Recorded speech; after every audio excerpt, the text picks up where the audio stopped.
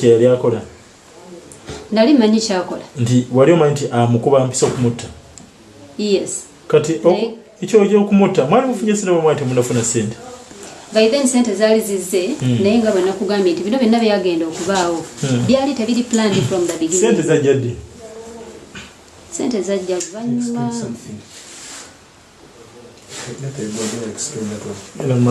abadde onyonyola nti esente zaali zimaze okukola ki mbadde kuga nti bino byonna byagenda okubaawo twamala kubeera nga tusindiikiriziddwa kuba yali abadde naffe ebbanga ddene bingi ebyali bibaddewo wakati we naffe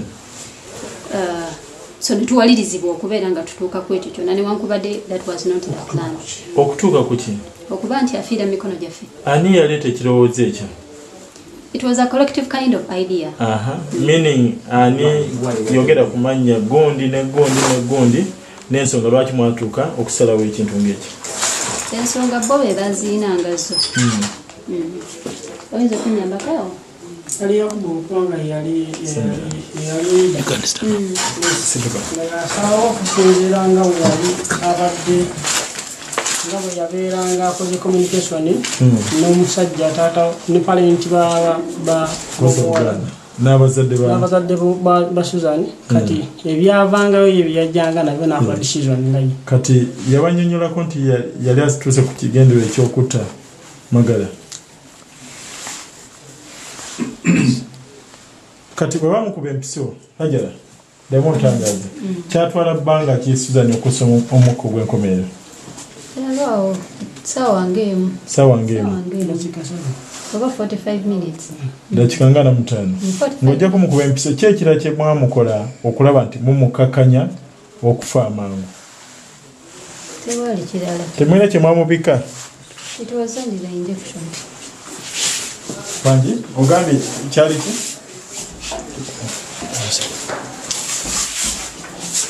kyembuuza nti nno kyembuuza ng'ogyeko ekyokumukuba empiso temwina oba mwamubika asobole okuziyirwa afe Abubakar bw'oba ojjukiramu other than the injection what else did you do to Susan Magala to say that you could kill her easily tewali ensonga etupapya kubanga obudde bwaliwo tewalimu nsonga ab'ebweru baali tebasobola kumanya bebeera nabo wano okumanya nti oba mwali mulina bye muli okukola muno naye bweru waliyo abantu this is one home yes okay so kati ogenda kuntwala esente bwe zajja zaatuukirawa bwe mwagabana esente mwazigabana mu rumu ki esente lwe zijjanga mwazigabanira rumu ki kakati okugabana you're using a wrong statement tetwagabana sente because from the beginning okuva ku ntandikwa ekigendererwa kyaffe tekyali ffe kufunamu tetwagala sente honestly speaking nenga mukiza nti sente zajja tetwali tuzaagala kuba nti zaali zakutaasa busiraamu ani yaleeta sente ezo naye nga tezajja nti tuzigabana ani yaleeta sente ezo nze nazireeta wezireeta wazijjawo sente nazijja eyo naye sijjukirayo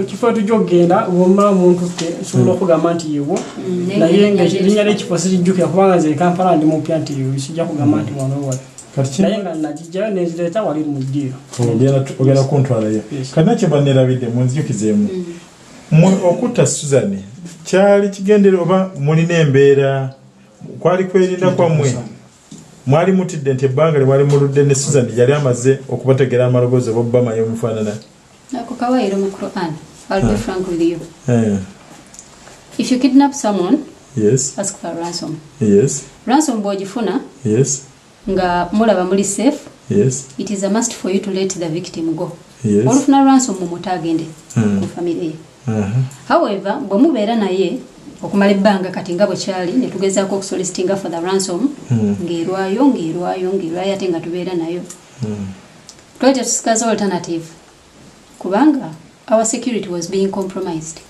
and according to the Quran we can take her life. So the Quran allows taking someone's life? It does. Okay. Quran ikiriza nyo tekiriza muganda wange. Wena wajukira wonna nti Quran wakiriza kujja bulamu bw'omuntu. Kyekyo kyembagambye that is the statement I've just made to you. Nti obanga scripture ababitegeera bo bajja kubitegeera tegeza mwakikola nga mutuukiza ku Luhani kyegamba mwamuwamba mufunye ssente mujje obulamu n'okumuwamba era twasinziira ku Quran. Yes, it is there. Introducing Debbie D Ushers, your premier ushering service for all occasions. From introductions to weddings, birthday parties to graduations, bridal and baby showers, handovers, concerts, vigils and burial ceremonies, we've got you covered. Trust us to make your event unforgettable. Contact us on 0772 411 662 or WhatsApp us on 0705 572 794. Debbie D Ushers, elegance in every step. Kale kati mugenda kuntwala si kyekyo muganda wange yes mugenda kuntwala wa esente wezatukira kale nje tugenda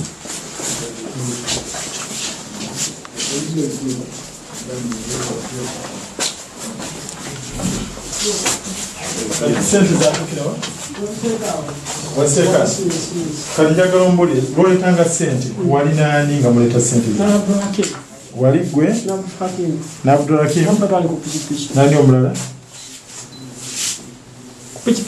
mwaliko babiri kati mutuuziza ssente bwazituusa wano baani abaaliwo abaali balindiridde ssente ezo namemba bonange nabakunyonyola nze sibamanyi bannyonyole njaga omenyereko waliko Hajara ni Hajara nakandi waliko Yakubu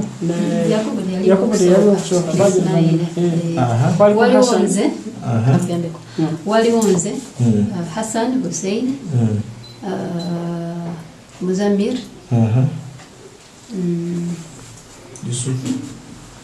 no Yusuf came later bali mwali mutudde wansi later kati ani ajja oluvannyuma Ismaila ne Yakubu ate Yusuf ne Yusuf yajja oluvannyuma sente zituuse zaali mu kiki kaveera ki kiratano yes mwaka jja akasukaali anti mwali mukajjewo babutunda mu dduuka ani akagula kwolwo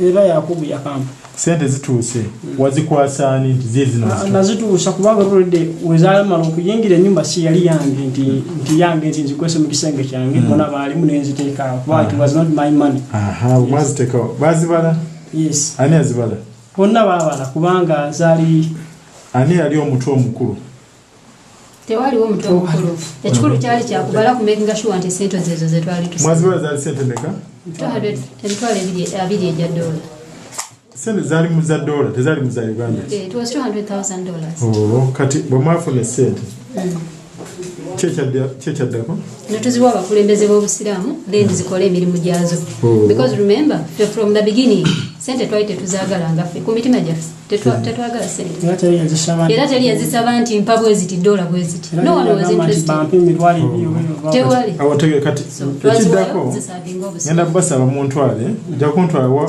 walonda sente ezo nja kuntwala we mwasuula engalo nga muzitemyeko otomanyiwo Yakubu yabimanyi ate we mwasuula omulambo era muloka budde bwali bwakiro sijja kugamba nti manyi pozi gobanga omanyiwo nsobola okugamba nti okubanga kyejjuki atwabula oluguudo lw'ettaka tugenda kuteeka mu motoka otulage tuyitaawo bwe tutyo bwe naaba tubuze tujja kulaba bosobola okujjukira waliwo ekirala Hajara kyoyagala okunyonyola oluguudo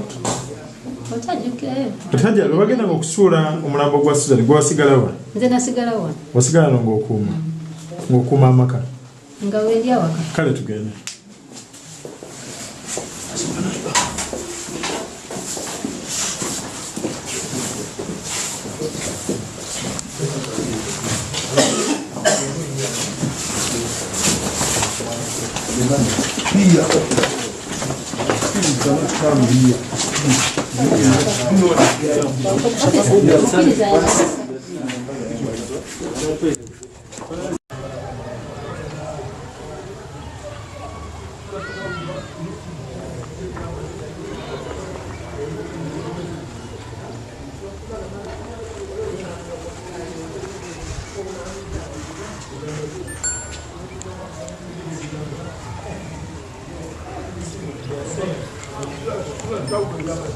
You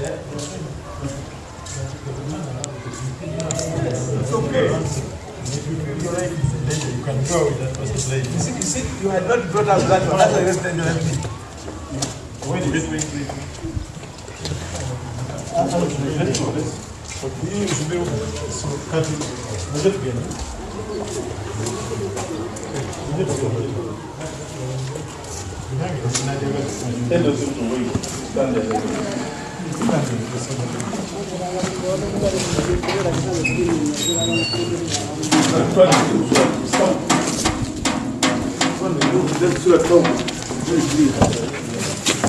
You can extend. Aja.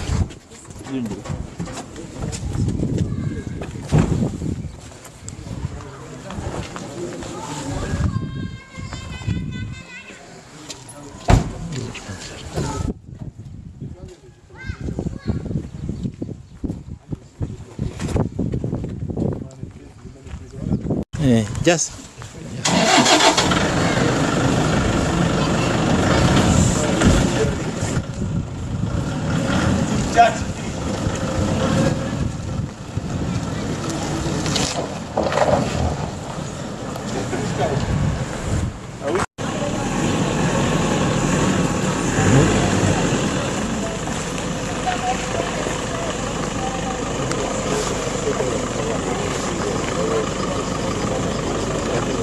Abakari, njagala mbuulire wano kino kifo kimanyi wali otuuseewo okwo njagala onnyonnyole kiki lwaki ondeese mu kitundu kino okulesa okulaga wanajja ssente kubandeeta kuba Yakubu yandeeta nandropi nasooka nanambuuza wengenda okuyita ne wengenda okubeera nga ngenda okujja ssente then nandeeta nalaga ekkubo twayitaano tetwambuka kubo lyambuka Yakubu yakuleeta wali nani nali ne Abdulhakimu ne Musa ne Muzamiru ne Yakubu yennyini mwali muyambisa ki mwali motoka piki zalinga mweka satu. Introducing Debbie D Ushers, your premier ushering service for all occasions. From introductions to weddings, birthday parties to graduations, bridal and baby showers, handovers, concerts, vigils and burial ceremonies, we've got you covered. Trust us to make your event unforgettable. Contact us on 0772 411 662 or WhatsApp us on 0705 572 794. Debbie D Ushers. Elegance in every step. Kati ogenda kuntambuza onambuze ogende ombulire walaba otya omukyala yali aleta ssente ezo otuyimiridde wennyini ssente wezaali ssente zaali wa wennyini otuyimiridde wennyini wezaali kubanga twali Yakubu yali ku kkubo erimu pikipi yaliteeka ku kkubo erimu okagezibwetedde then luvamu ebigere Yakubu n'asigamba esadi y'okubuzikiti eri ng'omukazi amulaba kati nali ku feno oli olengera feno oli omulengero oli fene namulengera kwanza omukazi nali mumulaba then najjera nga bolengera abawala abo ye bajja n'atuuka nga boogera ku simu ne Yakubu kati Musa nga ali ekyengulu wali awali ennyumba eriko ekikondo yali awali omusajja oli afubutuka wali wati awali omusajja yawubaka ka ebiseti kakati nga amulagirira najja bwati baga n'atuuka n'ayimirira awo wennyini n'agiteeka jangu ndage wa wennyini we yateeka bbaga wano wennyini wetuyimiridde yagiteeka wa yateeka no bbaga kati omukyala oteeka no bbaga wali oyimiridde ludda ali sayidi eri wali ennyumba ekyemmanga wali mu bitooke wali omufene wennyini wenayimiridde ku ffene wennyini kutoyi ku ffene yes kati ndabawo akayumbayumba nanti wennyini awali akayumba waliwo omufene gwe nali nyimiriddeko wennyini kati mukuteeka no ssente nali mulengera Musa nga ali wali edeni nga amulagirira ali ku simu ali sayidi eri ku sayidi ki eri gyemulese kubanga yava emabega nga amulaba then bwe yatuuka wano n'ateeka wano bbaga n'ayogera nagenda okulaba omukazi ng'atambula addayowa emabega nemani kati amugambye esawa agikole ki agiteeka kubanga yali angambye bwajulanga omukazi agiddawo bbaga nga geno gikola ki ng'ogipikingawo ng'otambula ensawo yali efaanana etya yali ya one arm yes nga yakala ki yali ejjiini Gene. Yes. Anti gene is color. Color gene like a light blue. Light blue. Yes. Ngari ya blue. Yes. Nengeri mwe chibala chirimu ngebi nakane bya maji. Ngeri mwe chibala nga inform ya maji bwe amadoado. Yes. Ngompimpi. Yes. Oh kati esente bazisudde wano. Yes. Okubutuke otya erijjo. Waliwo abantu ko bakidwali mmiyembe batinga bali. Abantu baliwo nga bangi baliwo. Na blessing baga natama daye mabega. Mutama daye mabega yashoka naja namuyitako omulenzi. Ani asooka kumuyitako? Musa. Yagano picking up baga nanda gijjao na. Kati ongambye wali oyimidde wali eyo. Yes. Musa nga ayimidde wali ekyengulu. Yes. Kati omukyala omukazi asula atekana ensawo. Yes. Kati Musa yatambula avaawo okujja. Yava eri najjera nimayisinganya n'omukazi mukkubo ne mayandi wabagenda gijjawo nokulaba Musa agiyiseko yagitukuko n'agitya. Musa yagitako ye naddawa. N'ayambuka bwambusi wali wagana okuba eyo. N'agitya. Kati nze nenzija. Oza lwaki yagitya? Simanyi kubanga waliwo abantu abantu bali bangi Musa n'agitya. Kati dene mugere mukazi yali amaze okuyitawo nagipikinga olwakuba nti bwe yagitako nenzija kati bano abaaliwo ndowooza balowooza nti omukazi ensawo agikoze eki agintumye ko twalisinganyiza mu kkubo dene ze nengipikinga nengiweeka dene nenyambuka ate pambusi. Kati ogiweese bw'omala ogiweeka omukazi teyakulaba ng'ojjawo ensawo? Yali ndowooza amaze okukoma n'enjibwa yali amuyogera naye ku simu. Ani yali ayogera naye ku simu? Yali yakubu. Yali yakubu. Kati omaze okulonda essimu. Ensawo yagiteeka awo n'essimu yako kwe yali n'addamu n'addayo emabega. Kyakusobozesa obutatya bantu kuba ngambye waliwo abantu bangi. Nze nange nasoma bwongo bwabwe. Obwongo bw'abantu nti engeri gyempisinganyiza n'omukazi mu kkubo nga bw'abadde ajja deni nalowooza nti bajja kinalowooza ekyanjira mu bwongo nti nabo kibalowooza Allah n'ayishiza okwo nti nalowooza nti bagenda kulowooza nti agintume n'engipikinga ate bwe nagipikinga natambula butambuzi nekola ki. Kati wagikwata oba wagiweeka? Yali ya mukono gumu nengikwata nengiweeka era nga ng'eyange. Kati ogikutte watambula oddawa? Nayambuka nengenda waliwo nenyambuka. Jangu ndage owanvu. Waliwo wanvu nnyo? Yes, nayambuka bata nga bwe nyambuka bwe waliwo okubo ekida bwe liti ndifulumamu era ligenda bwe liti. Kati gwe bwatambula Musa wamuleka wa? Naye yali akulembeddemu ng'agenze. Musa yali akulembeddemu ng'agenze? Ng'atambula. Kati okuva wano tewalina pipiki yonna yakugyawo? Yali maaso eri waggulu eri ate muloka teziyitayo. Kati njawumbule wano mu kwetika ekisawo tewatya nti abantu bayinza okukubira endu? Tiyali tezitowa. Nga bwe nkugambye nti nasooka kusoma bwongo bwabo abaaliwo nti baali ku byabwe nga si kye baliko kubanga baali tebali ali amanyi nti kigenda mu maaso bo nga abantu. Muli kiki ekyakugira mu bwongo bwali ositula ensawo okutambula? Muli wamanyi nti tutaliziki oba wali otya nti singa wabaawo embeera yonna yonna wali otegese okukola otya? Embeera ng'etya? Singa mu kusitula ensawo eyo kati jangu ontwale. Yes, jangu ontwale. Where did he come? So that's where he's taking. That's where he was coming from that thing. Where did this? What you do? You do a walk. That's where he came. I walked the man. The man from there. If you have to do like that, then you must take that together. That's what you're saying. That's where you're saying. How about here? Where was the money dropped? And now he's saying the money was dropped here.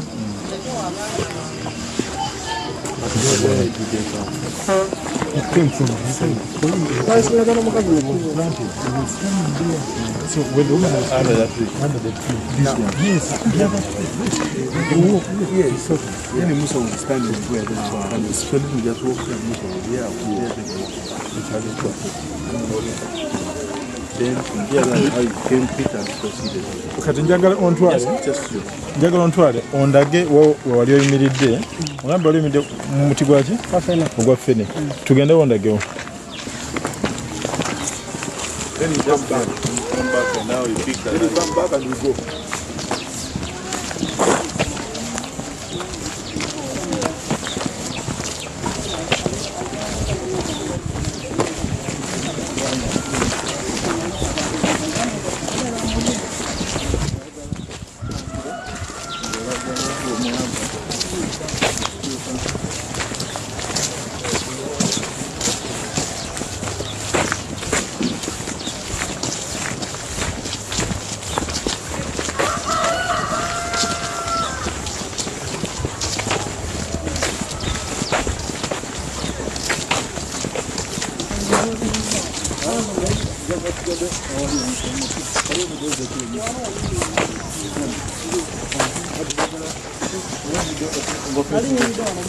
Jukira yo mukazi nemberanga afuyisa okitegeera wali eri ku koyi nemberanga afuyisa walinga ofuyisa nga toyaga mukazi akola era teyandaba yagamba muno yandaba yanitegeeza teyandaba kati wali olina simu yonna saayina simu olina simu kati wategeera otya nti omukazi ajja yakubira okuba liisaidi wali eri nabagamu omuziki yali mabega wa muzikiti yes omukazi namulengera nga avaayo kati bwavaayo natambula najja nampitako nze wano nga nfuyisa